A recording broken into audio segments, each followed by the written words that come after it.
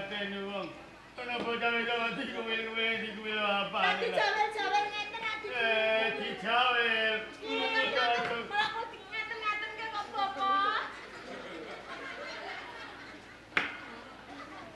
Nggih, kenapa harus lho Bapak? Kowe dingeneng-eneng ngawang yo. Mau sanjane sikile niku terus sikile tengah ajeng dilakokke. Aku warane sikile mok loro lho. Lho tukang niku ana warane jare sikile terus siji ajeng dilakokke ngoten nang Bapak. Iki apa to? Ngopo? Lho iki dolanan apa? Banget niki Candrawati, Candrasari lan Candrasekar, Bu. Kene. Kala wau niku piyambake nak ngejak gladen kalih kula. Iya. Nggih to? Lho, bareng piyambakipun krasa keselen. Iya. Lho, kula kon mijeti. Kula moh dipeksa lho ngoten niku. Jadi kowe mau gladen. Nggih. Bocah telu iki sikile kesleo. Keselen. Kesel. Nggih nyaluk pijet kula. Jaluk pijet. Kula moh dipeksa. Apik jenenge. Lah kula wong siji dikaya wong telu nggih tetep kalah, Bapak. Iya ngono lho. Untune tak matur nuwun. Duwe sedulur rabian ngono lho. Lah sing dipijeti niku mboten sikile kok Bapak. Lha apa? Sing dipijeti dhuwur sikil. Ya ora apa-apa wong jeneng pijet iku ya mbarane. Sing kesel dipijeti kabeh lho. Banget niki Candrawati, Candrasari. Lho sing pegelen niku mboten namung sikile tok. Iya. Lho sing tengah-tengah kok gawe melu Sing pegelen. tengah ya pela pegel. Nggih kon dijeti, Bapak. Sing tengah ndi no? Sampeyan ben pirsa, Iya. sing tengah niki lho. Bocah malah sembrono. Bapak sampeyan aja percaya karo ature kata Jawa Bapak. Kalau kadang-kadang kula arep dipek bojo. Warana kuwi arep mek bojo kowe. Bojo kok kabeh. Mateni wong. Bener ta? Kula niku, Iya. kula kepengin mek bojo niki. Iya. Nggih. Bladok welet tenan kowe iki. Bapak Guru, Iya. sampeyan niki ampun ngepataken dumateng kula. Ora ngene kowe. Ngantos kula niku tresna kalih Candrawati, Candrasari, Candrasekar niku sing upat dene kula. Ha iso. Nanging bocah telu niku. Lho, kok lumut lah. Nggih, salahe bocah telu niku ayu. Nek mboten Bladok. ayu kula nggih mboten gelem. Wong ayu-ayune jare. Kleru. Lha pripun? Dadi kowe seneng tenan. Nggih. Karo Wati, Sekaran Sari. Nggih, Are ora mung seneng le. nggih. Arep mbok prawoso. Nggih, Guru, merga dheweke niku nolak nampik kalih kula. Dadi datel iki ora ngapusi to. Mboten. Arep mbok prawoso tenan to. Nggih. Ngene iku aku ora dijak to. Sampeyan kepengin? Monggo. Iki sing wedok telu, sing lanang loro. Ayo. Jare sampeyan kepengin nderek kosa. Bocah dilolo ora roh belas iki. Kowe iki wis gedhe telo dilulu ya kudune ngerti aja. No. Nggih. Ora usah kowe selak. Merga pun bapa iki ngerti mripatku dhewe to. Kenane kowe iki ora kepengin lagi marang adang-kadangmu sak katrine iki ora. Nggih. Nanging kowe arep duweni tumindak sing ora becik. Arono. Jauh. Tenane nggonmu nyangsu kawruh ana Mejagung. Kuwi arep meguru apa arep golek wong ayu to? Nggih arep meguru. Nggih golek wong ayu. Siji gawe loro gawe kan Bapak. Kok kula ijeh Joko. Ngono ya kena. Nek niatmu kepengin meguru lan golek wong ayu kuwi dudu ing papan kene panggonane to. Monggo po. Wis dadi wewarene ana ing pedhapokan Mejagung. Antarane murid lan murid kuwi ora dikenakake sinisian saya-saya. Bakal kang asipat bebojoan. Termene Warono. Yenmu ngangsu kawruh nimba ngelmu ana ing pengarapanku. Bebasan durung buntas nanging ya dene dereng kowe mangerteni kasulistiane murid-muridku sak katrine nyur kowe gampang kapiluyu to le. Njur kepiye tanggung jawab nalika semono? Sepisanan kowe meguru ana ing pengarepane bapa to. Kalau semanten kula niku sumpah kalian Kang Mas Adipati Tunggul Wulung sakpeta kula ing mangkinipun dados bebetengipun Kabupaten Penarukan. Nah, kowe jeh eling to Le. Nek nganti tumindak lan pakartimu kowe dipirsani dening Kang Masmu Adipati Tunggul Wulung. Njur kepiye rasane Kang Masmu to? Ning semakin banget to ya. Kamangka rikala semanten kula menika sampun janji kalian Kang Mas Adipati Tunggul Wulung. Kok pilih kula badhe sabiyantu kalian Kang Mas Adipati Tunggul Wulung mangsulaken kajayan wonten ing Kraton Mojopahit. Lah iya kene. Menawi ngaten kula ingkang lepat Bapak Guru. Aduh. Keberatan ora ditenderi aja. Boten napa-napa Guru. Kalingan nggih boten napa-napa. Iya. Nggih ning kowe wis nglenggono. Sekabeh kaluputanmu. Ya, ora apa-apa. Tak ngapura. Ning aja nganti pisan-pisan. Bro, Nggih, boten badhe kula wangsuli. Ana kula gadhe tuminta ingkang kados sapunika. Kula ingkang sowan. oh, anak angel Tunggul Wulung.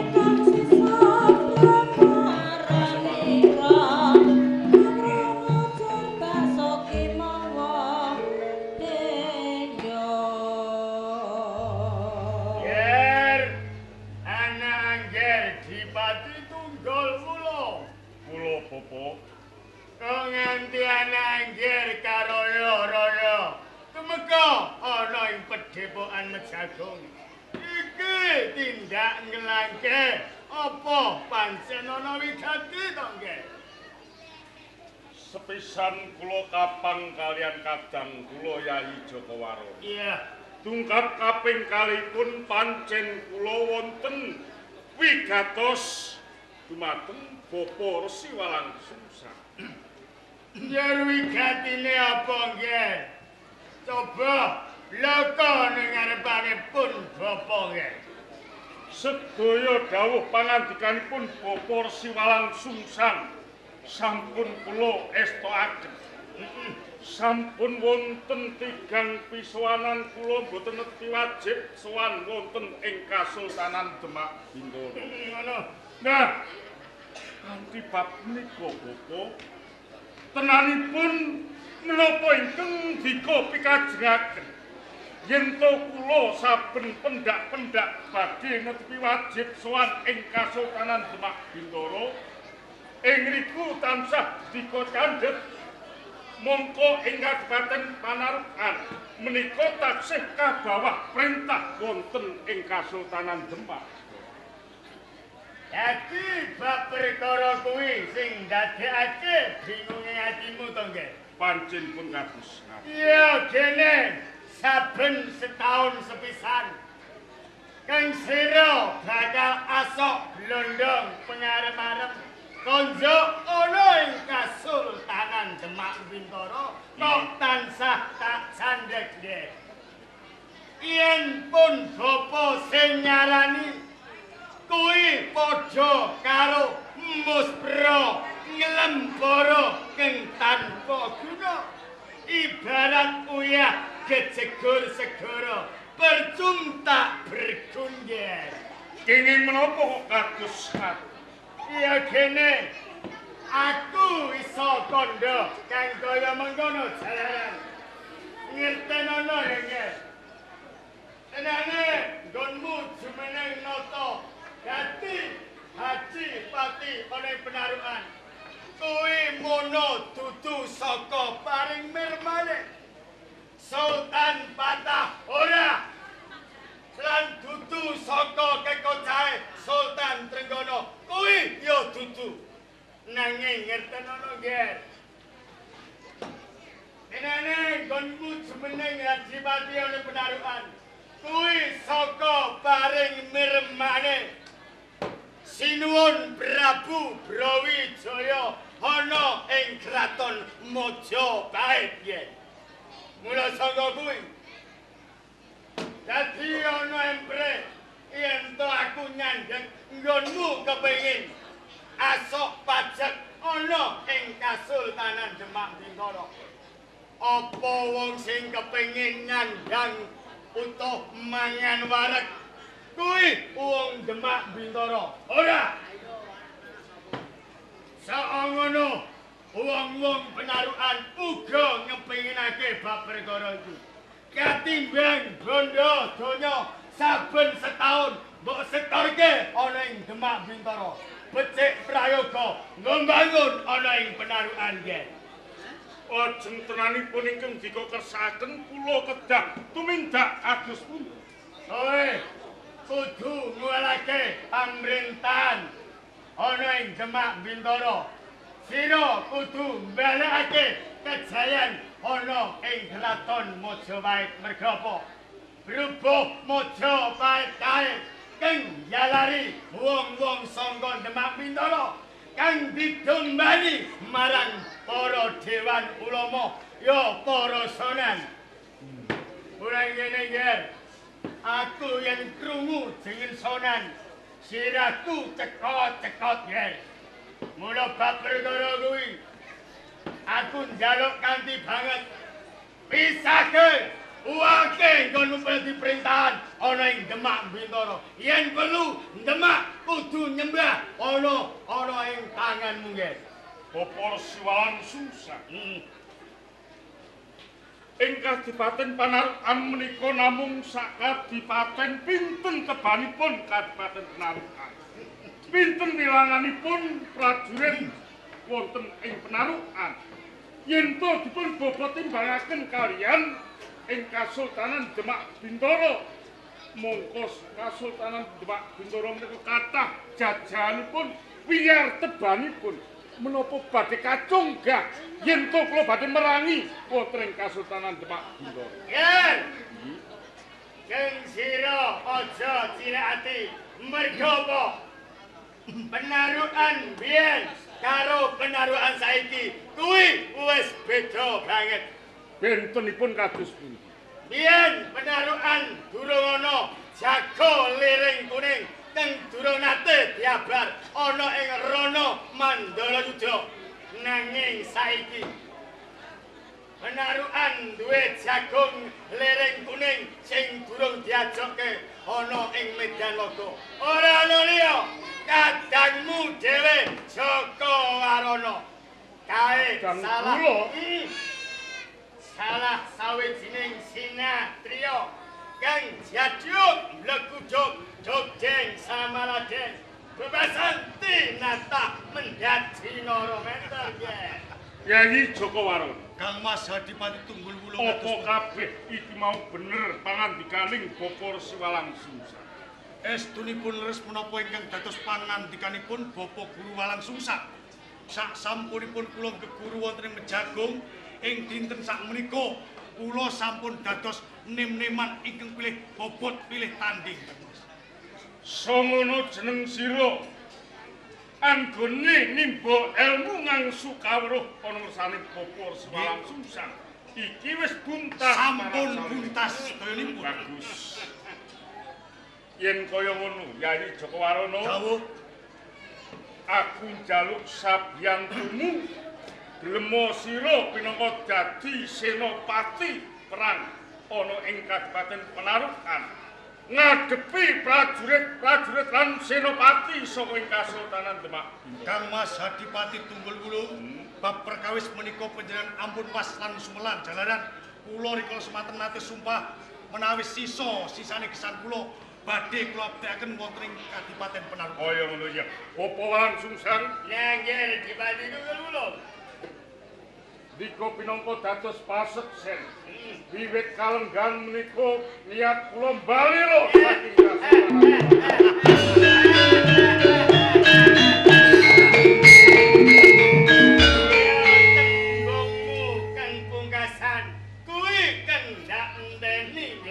Kados ngaten.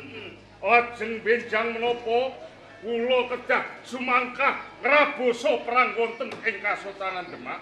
Saiki ngenteni apa? Besok ngenteni apa? Perang kalah dhisik mesti bakal kalah. Mulai kuwi katimbang kadhisikan wong sangka Demak Bintara. Becik prayoga disiki nglurug brang ana ing Demak Bintara iki. Yayi Warono. Dawuh. Ngirita bergadaning prajurit ing Kabupaten Penarukan. Gawean geger ing Kasultanan Demak. Ngestokaken dawuh Kang Mas Adipaten. Apa? Ya, Ampun pamit. Angis duri ya. Neger dibati tunggul ulung. Popoan susah. Kaya aku rani kake marang tindake kadangmu Joko Warono. Mulai kene awat ana yen cedhak adoh ana. Yen adoh cedhak ana iki. Atus ngaten paring luntek pamit. Ana. Condrosari Condrowati.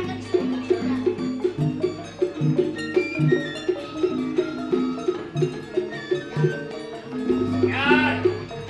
Wati lan kowe Sari. Iki atus punika. Kowe apa awakan wadon. Ora usah datang melu penggawean lanang sing bakal lurug berang ana ing Demak Bintara. Lan ajeng kersa penjenengan. Iki mengkono gawean kanggo kowe. Mula ana ing pepukuran wis dhisik.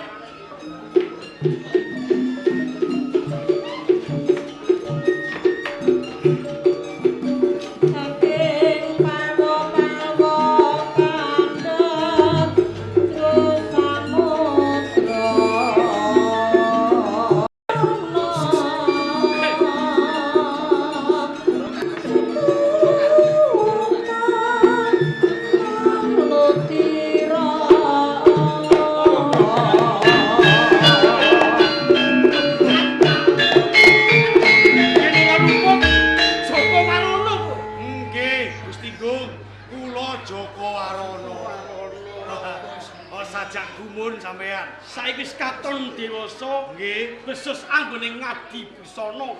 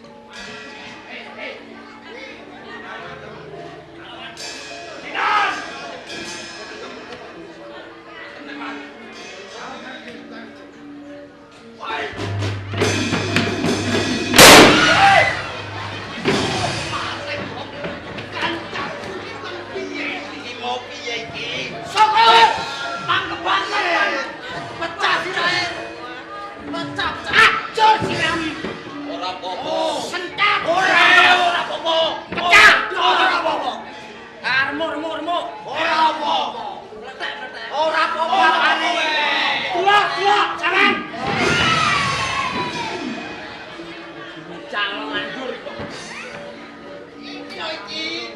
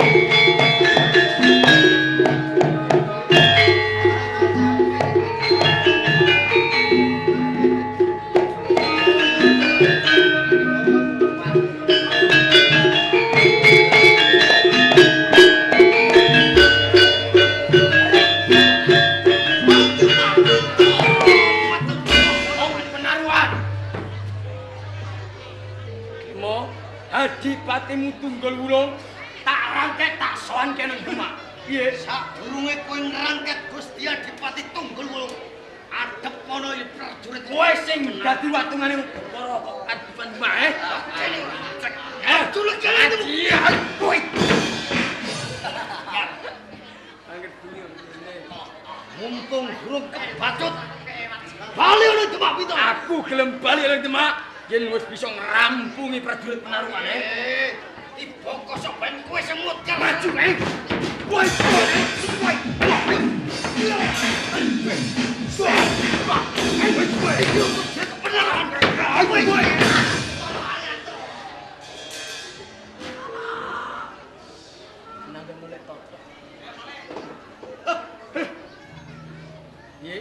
Aku percaya yen Nadwaka aku nrimo Cocok kowe kalah.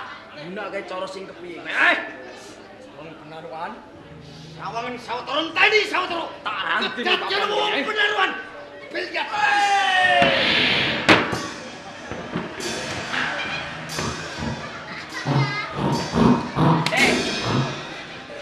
Kowe dadi apa? Dadi apa? Kewane gak ono sing dungano. Aku gregetet Gak enteni nyuk. Kok metu kok celeng-celeng. tukang direktur iki dendi ya. Tuh. Aku dadi kalo.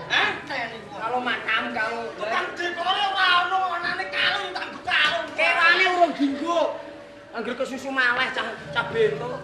Dadi rapalu kurang dawa iki. Bagus. Ora pisan pindho. Aja mlete. Rupeh kowe bar tanggapan campur sari. Sopo? Duit Demak. Lho iku iras pantes. Golek duit tuan. Ora ngerti. Perjurit penjol kae wis kalah karo wong penaruhan 180. Piye? Bisa kon blakake ning papan kene. Ning prajurit Wahyu Manggala nrimo kelas 180. Ora krasa. Lah kowe kalah piro? 20.000. 20.000 juta. Ning ora trimo dina iki tak jaluk. Ora dina iki engko pajar tak jaluk karo moko. Diteni Kerjane ngene. Rene iki dadi awangen.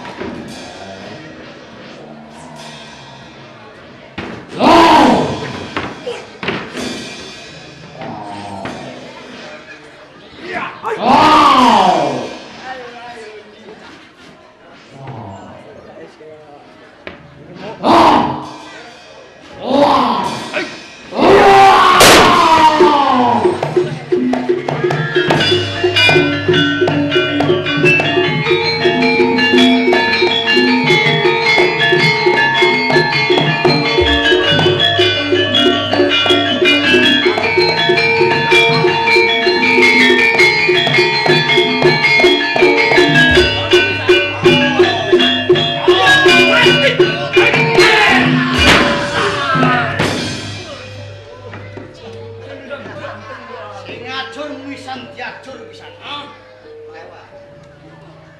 Iki mumpung durung kebacut. Arep kok Bali ana Demak Bintoro. aku mokon bali yo. Keno, neng ngono siji pitukone. Tukune, Bro. Yen wis jebabah depane lemah, akon papan kene. Oh, aja sumber. Aja kulina golek mungsuh. Mungsuh bakal teko dhewe. Iki lho urip. Maju, batak sigar, Ora buta. Maju. Kadung. Maju yo. Ayo maju. Parat mati mati. Bocah bentuk maju nih. Ayo maju. Wih, maju pisan kan uklek digam. Maju. Parat bulan. Lagi sak ngono tiba. Ngadeg. Hai. Hai. Jatuh. Bangun. Kayak lagu. Maju.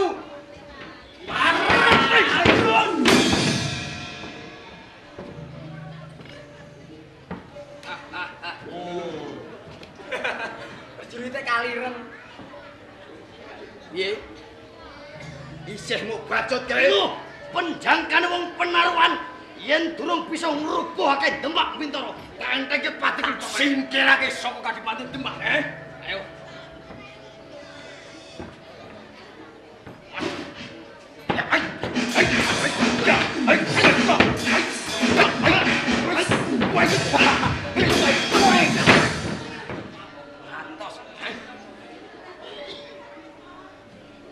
jebul atos sawang.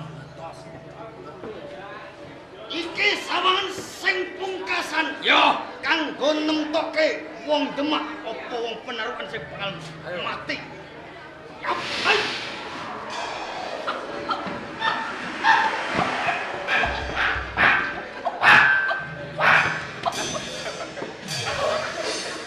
iki malah apa? Iki malah apa? Ndase ndi? Kirike ndase ndi? Ndase ndi? Ora dingerti sik anggere metu tok. Ora tak cilik tak pendem tenan kali.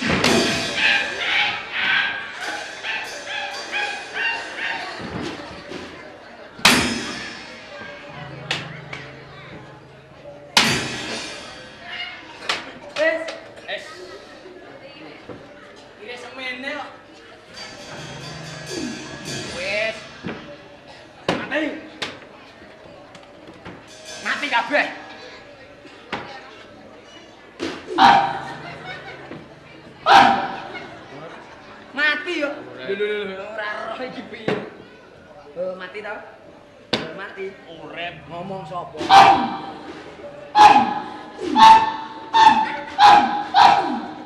Yo urip. Mati ngene kok. Hai. Wis mati tenan. Buah. Aku sempet Muga-muga nek. Tinggal ku elek. Ayo. Ayo, Bro. Lane kono lho, Yo.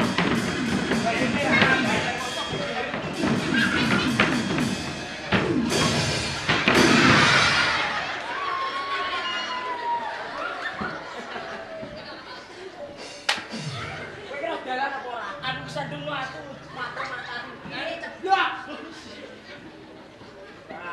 Sing bodoh iki. Aku ora ngarep kowe sing mburi, ora kowe sing mburi, aku sing ngarep. Yo ngangelo wong mati yo ngangelo. Wes kira mati yo njaluk mikul barang. Wes. Ayo bawas sak. Ono lho, Ini kowe.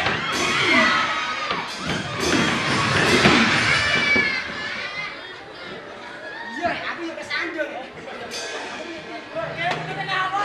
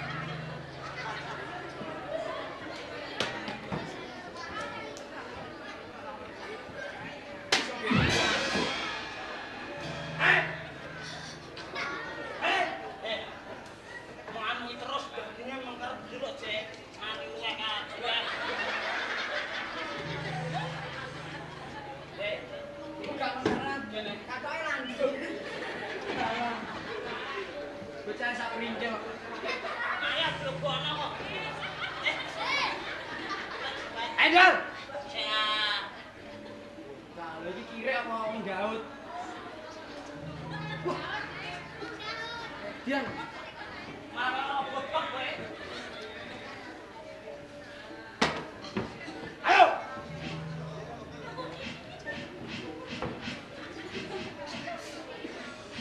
Tak? Mumpung urung ajur. Mantap. Iya.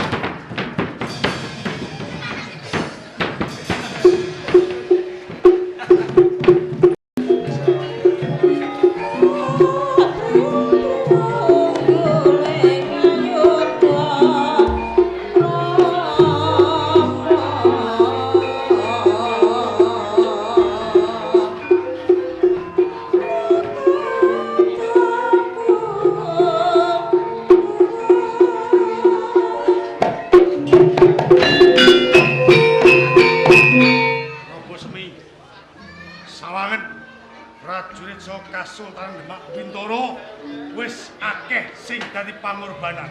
Mula yen pancen kowe ngiman marang nyawamu, bali oleh Kasultanan Demak Bintoro. Ngerti? Joko Warono, piye? Senajan to aku badan sajuga. Yen ngadepi kowe lan kabeh prajurit ing Penarukan ora bakal aku nganti mundur sajang. Yen pancen kowe ngono ditentokne antarané kowe lan aku sapa sing mati ning papan iki? Yen kowe ngono tak turu.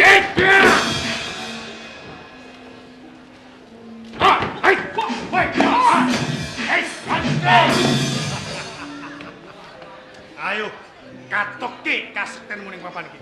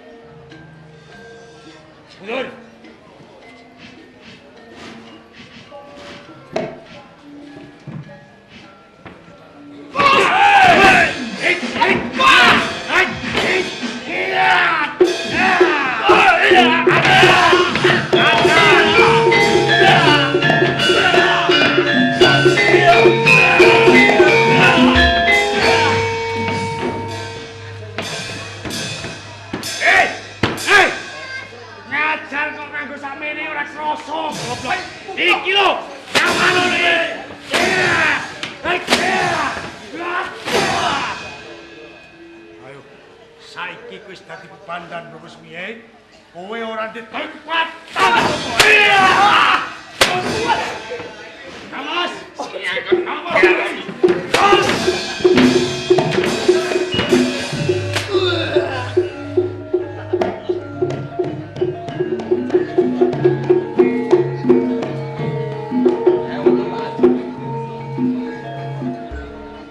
Nyai Joko Waron, Kamas Adipati. sapa senopati sapa ing kasutan?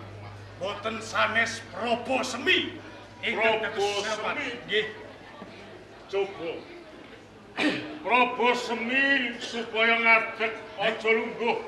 Ora ngajeni lawan aku. Lho, Kang Mas Adipati, estunipun Prabu Semi menika sampun jumeneng. Wis ngadeg Sampun. tak kira yen dodok. Merga Prabu Semi sakniki pun mungkret. Jebul senopati Kasultanan Demak Bintara pengaran tumenggung Prabu Semi iki mung dedeg piadeke sakmene iki. Ngono kok ketakete wae. Bangsat. Durung wae kowe adu arep lawan Dipati Tunggul Wulung. Isih mungsuh kadangku Joko Warono wis kapikut. Yen wani walono. Nggih, Yen wani walono aja keroyokan kaya bebek. Ijen nantang kowe. Ijen nantang. Kowe wani nantang? Wani nantang sepisan meneh? Wani nantang? Wani nantang? Kowe wani nantang? Wani nantang. ayo Jet. Diceki. Ayo nantang. Wani nantang? Nantang. Kowe nak wani nantang nek iki sing tak musuh. Ayo. Kancet. Senengkan gerak kami. Wani nantang? Ayo Kancet ojo dodok tok ae. prajurit. Kowe pinangka kekuatan prajurit ing Kasultanan Demak Bintara. Mbok menawa mung karisak gebyaring tatit kowe bisa nyawang ing jagat. Kowe bakal tak senakake Mas.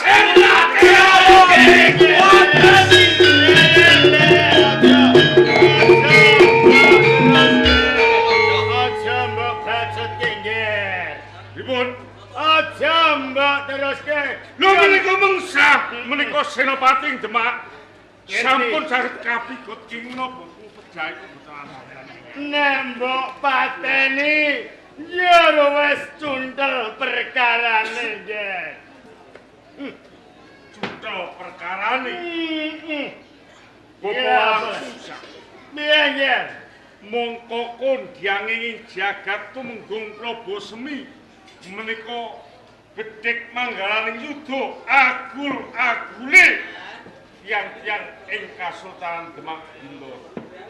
Tenggane iku lho sapa lho nggih? Prabu Semi ana ing Demak Bintara. Kuwi ora gegedhuk ana ing Demak. Nanging yen aku sing ngarani nggih. Prabu Semi kae timun bungkek jaga imbah nggih. Bapak Walang Sungsang. Piye nggih? Rento Prabu Semi boten kenging dipun pejahi lajeng kedah kados pundi kula? Merga aku duwe kekarepan nggih. Nek nganti Prabu Semi mbok pateni mesti wae kang slira ora mangerteni karingkian ana ing Demak Bintara nggih. Mula becik prayogane lebokke pakunjaran mengko ditakoni bab karingkian ana ing Demak Bintara nggih. Yen piyambakipun boten purun ngaku bab karingkian ing Demak Bintara. Yen dheweke kukuh ora gelem ngaku. Nek esuk bajar umun-umun ditokke ana ing pelataran mengko dikom banyu es.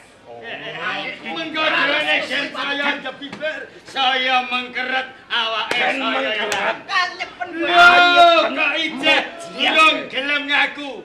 Yen awan ngepasi bedhog tengangi dipepe ning alun-alun. Mengko yen wis kepanasen njur diselepke gendem mlethek. Cocok kula sanjuk prajurit. Aja kesuwen Prabu Semi lebokke pakudes. Tak kejauh. Ayo.